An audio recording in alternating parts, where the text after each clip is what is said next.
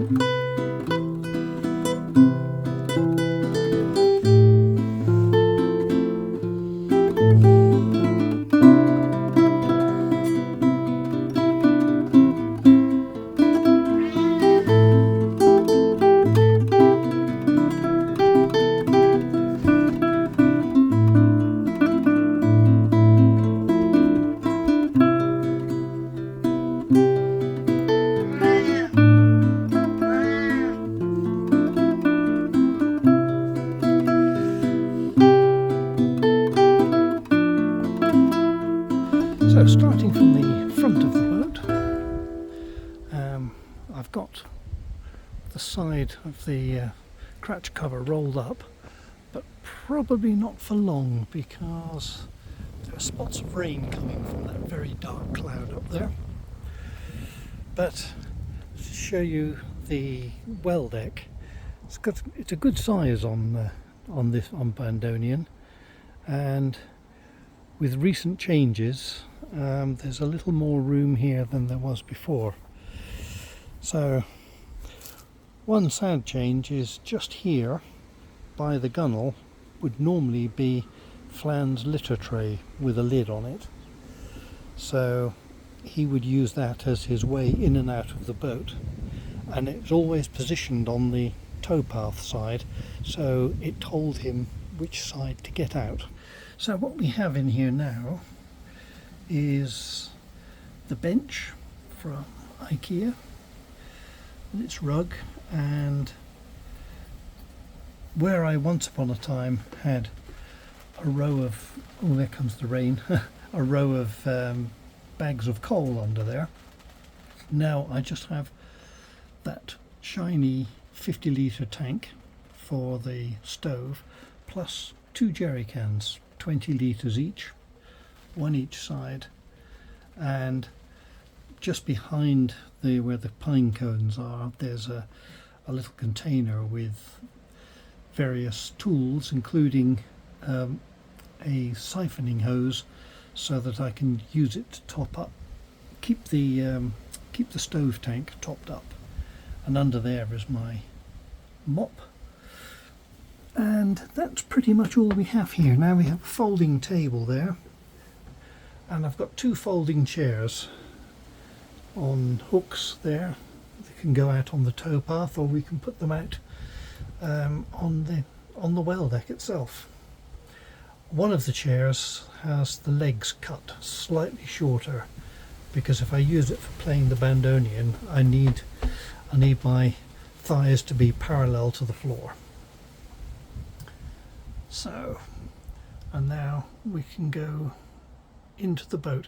I haven't done anything about the cat flap.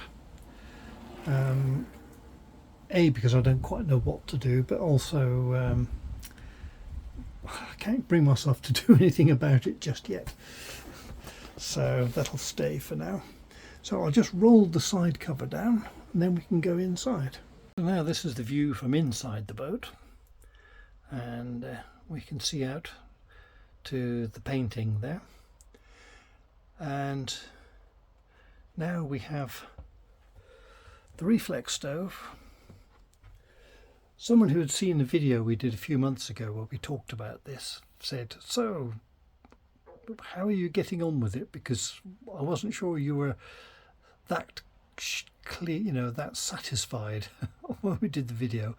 And I was still in the middle of sorting things out. So what I can say now is I think I've got the hang of the stove. There was more to it than I expected.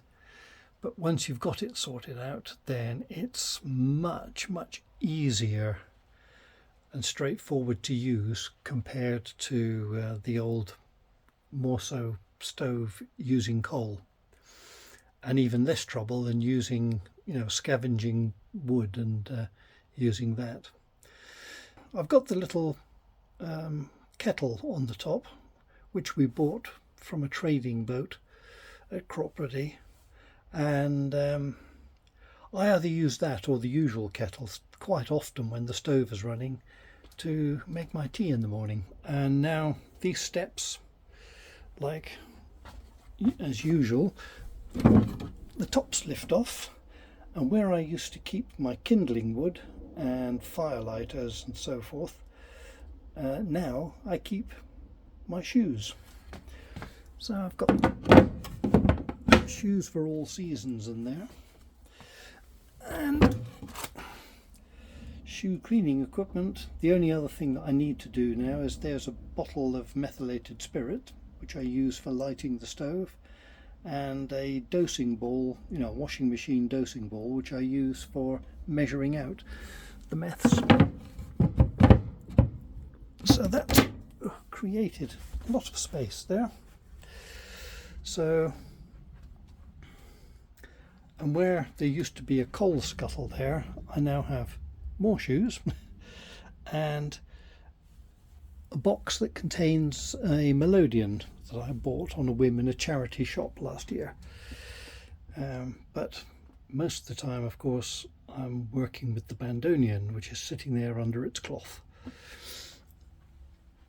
And we've got benches on the side. I've rationalised things in there a little recently, moved books around, and we've got various little ornaments to keep the place homely, and of course Flann's ashes, and the little book that Marianne did, must be 5 years ago now, with photographs and things for her grandchildren.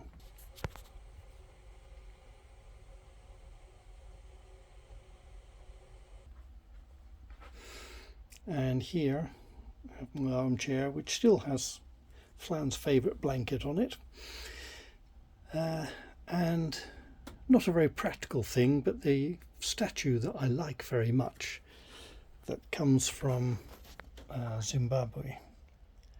And the only thing is, it is heavy because it's made of stone, so it has to be secured, because if I hit anything, I know from experience, or a pound goes low overnight and the boat starts listing, then this will fall over and make chip marks in the in the laminate. So this chain is basically the stable door after the horse has bolted.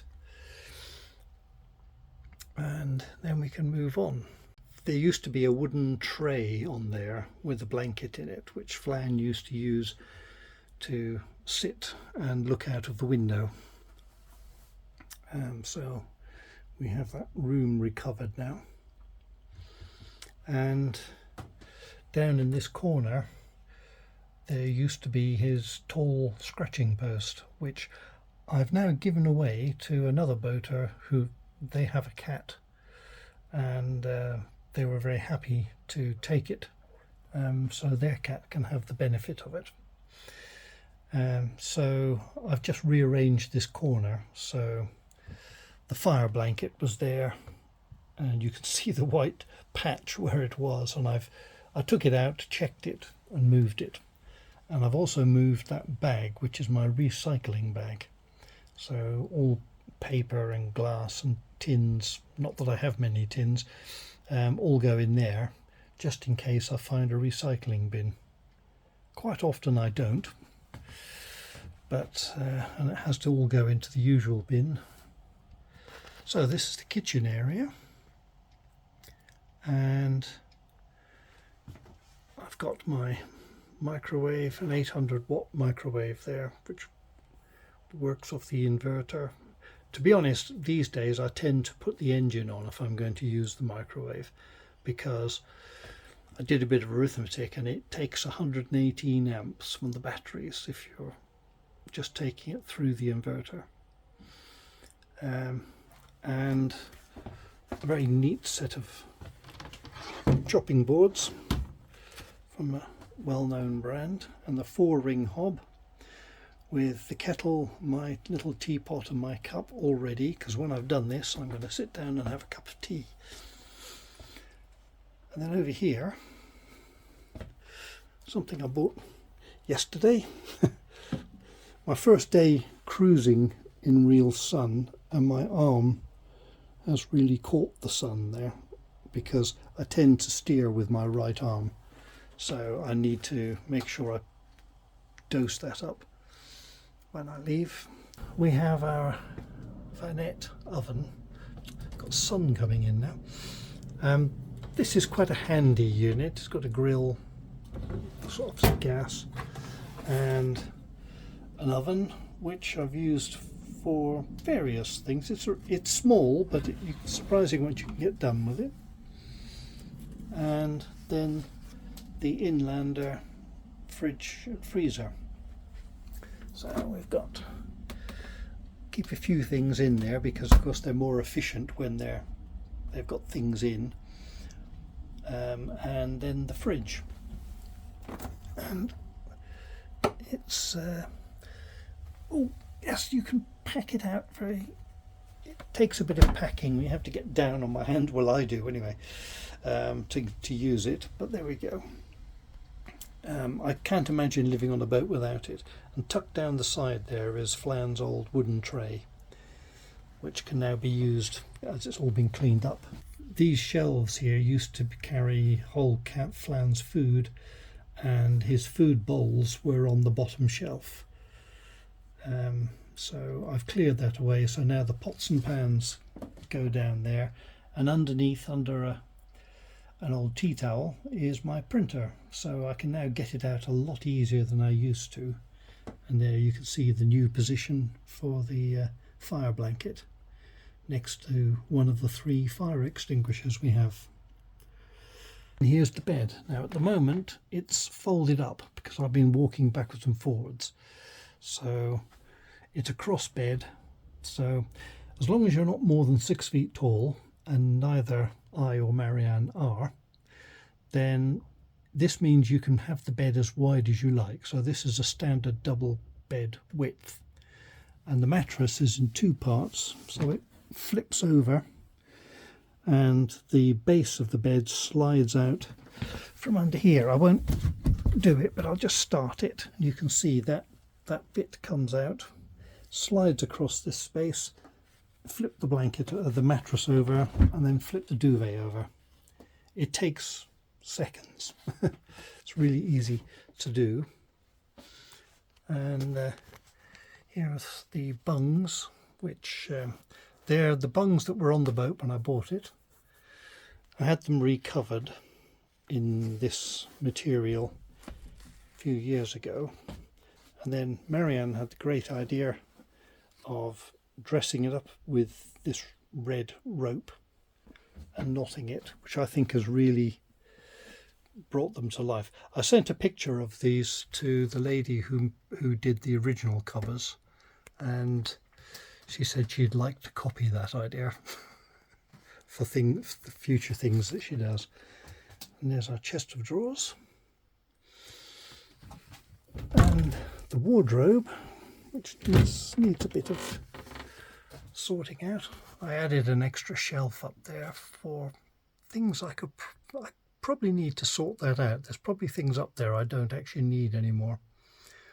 Hanging space, vacuum cleaner, and a box full of important papers.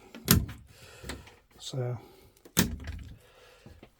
I've put everything there ready to go. There's storage under the bed, but it's not great. It's not that easy to get to. But here we have the third fire extinguisher, and the grey box there is the RCD unit, or residual current detector. It's a safety device for the power. And that large box there contains a controller for the travel power, which is like a large alternator on the engine, except that it produces 230 volts directly. So when the engine's running, I've got 230 volt power up to 3 kilowatts, 3.5 kilowatts, that's right. So I can run the washing machine. I wouldn't run the washing machine off the batteries. I did it once just to see if it would work, but I wouldn't do it again. That's been there ever since the boat was built. Still works. If it ever fails, I'm not quite sure how I'd get it out. I think I might need a hacksaw. And then I've got a laundry basket and lots of other bits and pieces for the boat, laundry material, and a battery charger, bits of paint and things. So general storage and the main coat hooks area. And then down here is the control panel. So a row of circuit breakers for various things. You'll notice there's one that's not turned on, and that's actually the navigation lights. It's a bit of an awkward thing. You have to turn the navigation lights on like that and then come back down again to turn them off. And this is my power source. So when it's turned like it is now, that means the inverter is on, because you can see the green light, and that's selected the inverter. So now my PC is charging and my electric toothbrush. If I'm running and the travel power is on, I put it to the center and the middle light will come on. And if we're on shore power, that light comes on, and then I'd need to switch it over there. So you can get very nice units that do all of that automatically, but I don't have one of those, and I'm not going to rush to get rid of that to change things, because they're quite expensive, these units. And here we are then. This door takes us into the engine room, and that has a lock on it. It's also somewhat damaged because I did manage to lock myself in the engine room in the very early days of the boat. The rear hatch was locked from the outside. I didn't have the keys with me, and luckily I had mooring spikes and a big mallet, so I had to batter my way out and then repair the door. So that's the inverter. This is 3 kilowatts up to, which is more than I need really, but that's what was there, and it's continuing to work. So while it works, I won't change it. There's no actual lighting in the engine room here, so I've got a torch on a magnet mount. So there's my bigger toolbox and the folding bike and the header tank, which I installed last year for the radiator. So over there's a pair of binoculars, which I found really useful to have, because when you're approaching a lock, sometimes I need to know if I see people, are they just standing around looking, or are they working the lock, in which case I need to maybe slow down or do something else, depending on, and I can see which way the water's flowing and all of that. And then the panel, which this wood needs rubbing down and revarnishing now. I haven't done it for a while, and it does get weathered. So that's the control panel up the top there. That's the standard Beta Marine old style control panel. It has an LCD display on the rev counter which tells you the engine hours. They're horribly temperamental. They're well known for it. Sometimes it shows me the hours, sometimes it doesn't. So next to it here is a mechanical hour meter, which I've wired up across the ignition circuit, and that records hours when the ignition's turned on, because of course I don't turn the ignition on unless the engine's running. And when I put them into my spreadsheet that I keep as a logbook, a little formula calculates the true engine hours from the reading on there. And I've got a few spares up there, spare mooring line, a couple of spare belts, cleaning brush, and my rope handling gloves, as they're called, but fingerless gloves with very thick handle pads on the palms, which make it really good for lifting a hot chimney off the stove. And that's the boat.